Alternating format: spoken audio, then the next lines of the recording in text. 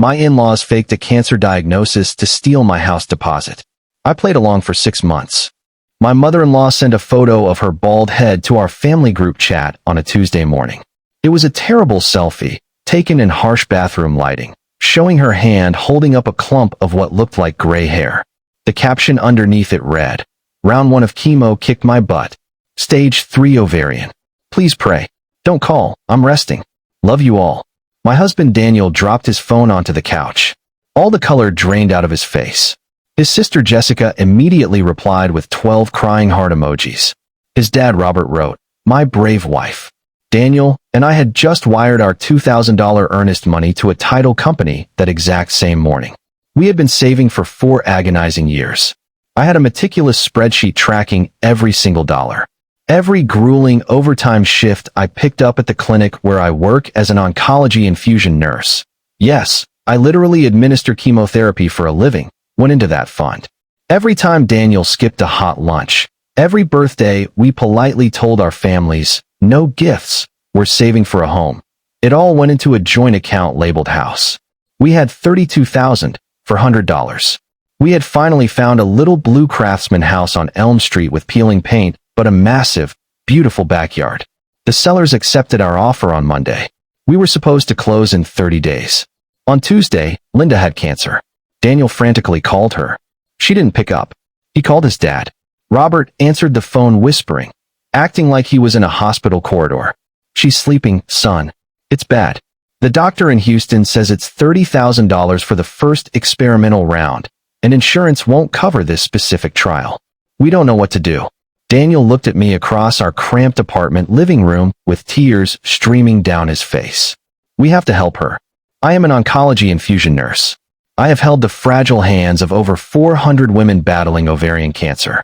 I know exactly what stage 3 sounds like, what it looks like, and how it is treated.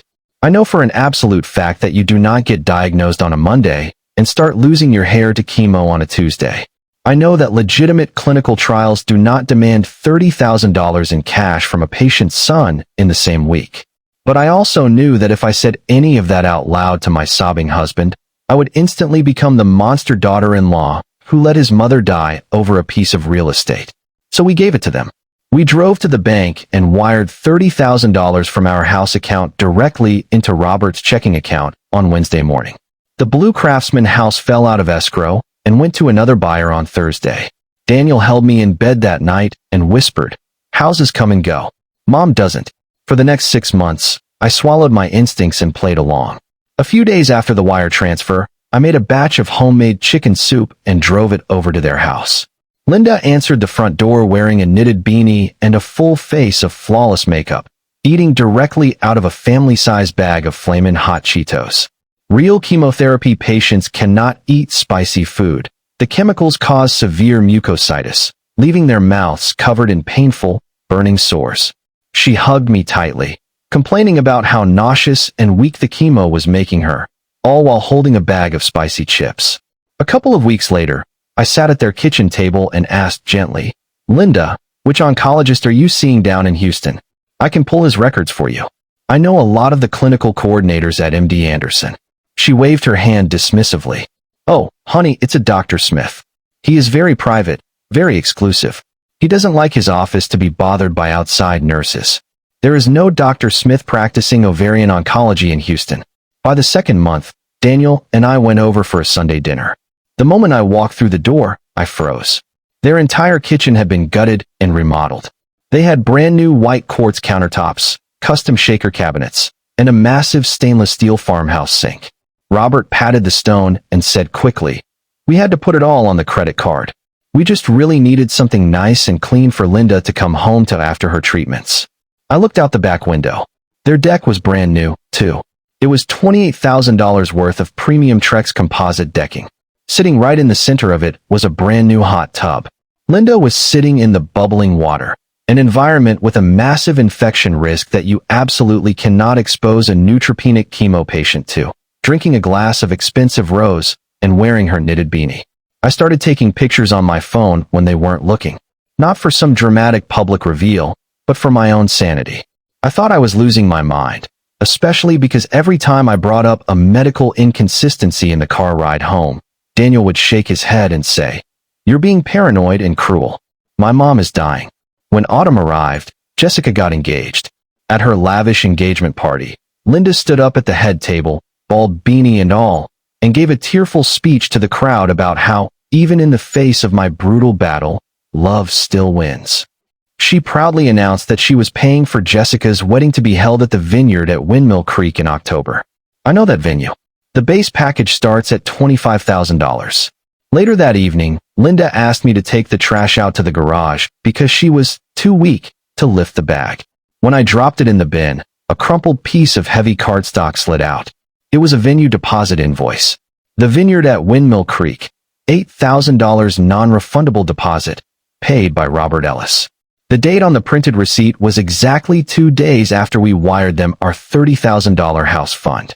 I sat in my car in their dark driveway and screamed into my steering wheel until my throat felt like it was bleeding. I stopped arguing with Daniel. I decided to start helping. I organized a massive community GoFundMe. I wrote the description myself. Help Linda Ellis fight stage 3 ovarian cancer. I posted the bathroom selfie of her bald head. People from my clinic donated. My own mother donated $500. Within a month, we had raised $12,400. When Linda asked for the transfer, I looked her right in the eye and smiled. I opened a dedicated medical trust account for the funds, Linda.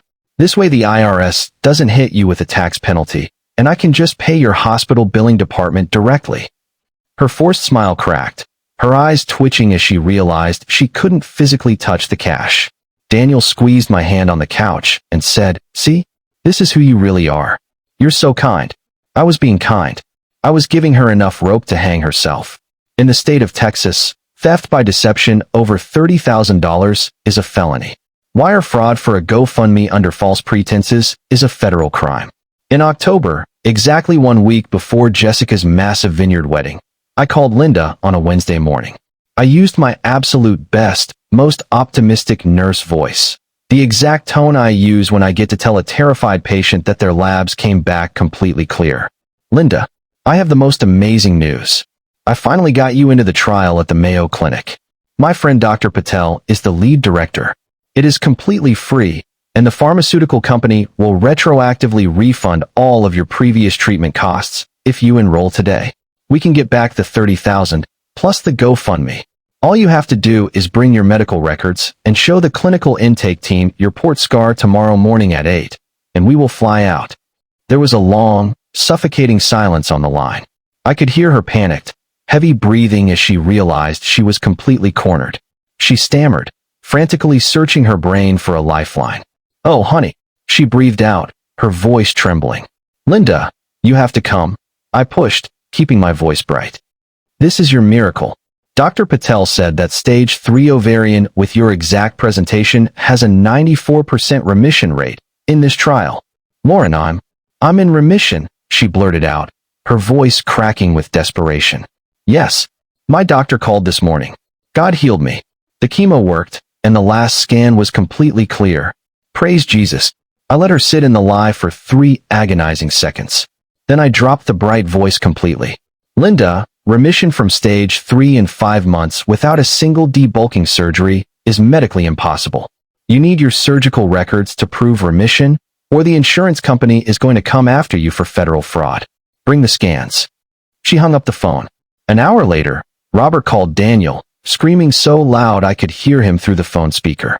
"Your wife is violently harassing my dying wife. She is making up fake doctors. Linda is traumatized." Daniel finally broke. He grabbed his keys and drove to his parents' house without me. I knew it was bad because 30 minutes later, Jessica called me sobbing hysterically, yelling, "What did you do? Dad says you are attacking Mom." At 9 o'clock that night, the front door to our apartment opened. Daniel walked into the kitchen. He didn't look at me, and he didn't say a word. He walked over to the kitchen table, set his phone down on the wood, and pressed play on a voice memo he had recorded in their living room. It was his mother. She wasn't playing the brave victim anymore. "Fine. I never had cancer." Her voice shrieked through the tiny speaker, laced with pure, venomous rage. "Are you happy now? Your sister needed a wedding. You were going to waste all that money on that ugly, rotting house anyway. Robert, and I needed a safe kitchen. You never do anything for this family, Daniel. I had to do something. Then the audio shifted into loud, dramatic, hyperventilating sobs as she tried to make herself the victim of her own confession. Daniel reached out and paused the recording. He slowly slid his back down the kitchen cabinets until he was sitting on the linoleum floor. He buried his face in his hands, his shoulders shaking as the reality of his entire life shattered around him. "I gave her our house," he whispered into the empty kitchen. "I gave her our house, and she bought Jessica a vineyard." There was no explosive public courtroom drama. There was no crowd of neighbors gasping in shock. The climax was just a devastated son sitting on a cheap kitchen floor, realizing that his own mother had faked her death to steal his future. The revenge I took the next morning wasn't loud, but it was total.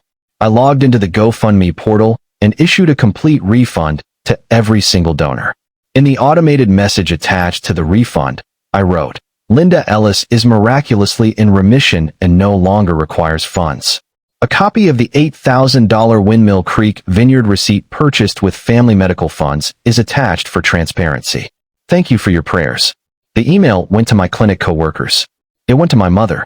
And most importantly, it went to every single one of Linda's church friends, neighbors, and extended family members who had donated. I didn't need to scream at her in public. Her social reputation and completely fabricated image incinerated in a single afternoon. Then, using a template provided by a legal aid friend, I sent Robert and Linda a formal demand letter via certified mail for our $30,000, citing felony theft by deception. They panicked. They paid back $18,000 in exactly 2 weeks by desperately canceling Jessica's open bar, downgrading the catering, and completely canceling the honeymoon. Jessica furiously uninvited us from the wedding. Linda took to Facebook in a desperate attempt to save face, posting that I was a jealous, barren daughter-in-law who couldn't stand to see her sister happy. I had suffered a miscarriage the year before, and she knew exactly how deeply that specific word would cut. We didn't go to the wedding. 3 weeks ago, Daniel and I put an offer on a different house. It's much smaller than the Blue Craftsman. There is no massive backyard, just a small concrete patio. It only has 1 bedroom. We bought it using the $18,000 they returned, plus what we aggressively saved by working double shifts over the last 6 months. We close next Tuesday. Linda texts Daniel almost every single day. "Are you really going to let that woman keep you from your mother who survived cancer?" Daniel doesn't answer. Last Sunday, he finally opened his settings and blocked her phone number for good. He sat on the edge of our bed and cried for an hour after he did it, mourning a mother who never actually existed. Yesterday morning, the moving truck pulled away from the curb of our new house. We stood in the empty living room surrounded by cardboard boxes. Daniel unlocked the deadbolt, stepped inside, and looked at me with red, exhausted eyes. "Nobody gets a spare key except us," he said quietly. I nodded, walked over to the patio sliding glass door, and started watering my one little potted plant in the afternoon sun. Later that night, Jessica's wedding photos went up online. In every single professional picture, Linda is smiling wide, wearing her knitted beanie, even though her hair is clearly growing in thick and dark brown underneath the yarn. At the reception, she is standing proudly on her new Trex deck. Right behind her, glowing under the kitchen lights, is our old house deposit sitting in the shape of white quartz countertops. I didn't comment on the album, and I didn't reach out. I just locked my new front door and went to sleep in a home they will never, ever step foot inside.